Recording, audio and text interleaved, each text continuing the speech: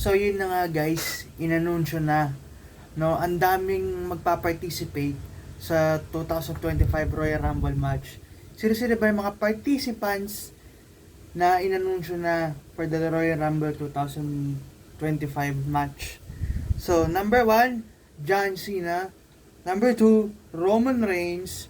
Number 3, CM Punk. Number 4, Drew McIntyre. And number 5, Seth Rollins. So 5 man na ang nasa Royal Rumble match. John Cena, CM Punk, Drew McIntyre, Seth Rollins, and CM Punk, and LA Knight. Of course, LA Knight. Yeah! So, napaka star-studded ng Royal Rumble. Hindi pa natin alam kung sino yung mga babalik sa Royal Rumble match this year.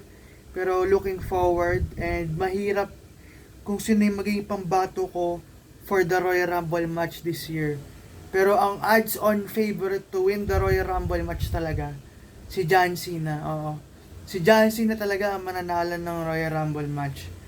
Prediction ko na to at sana magkatotoo na talaga si John Cena ang mananalo ng Royal Rumble match this year. Kailangan ng manalo ni John Cena for the third straight time and tie Stone Cold Steve Austin for more wins at 3 times.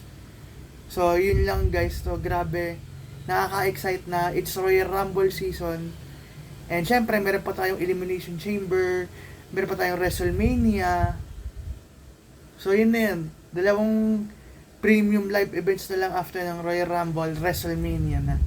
So yeah, sana this year talaga manalo si John Cena kasi yun talaga yung prediction ko na manalo talaga si John Cena this year kasi magre-retire na. It's time to give John Cena his props to win the Royal Rumble, win his 17 World Championship.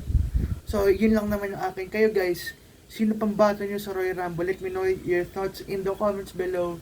And for more wrestling and gaming and live streams, follow me on YouTube and TikTok. Peace out.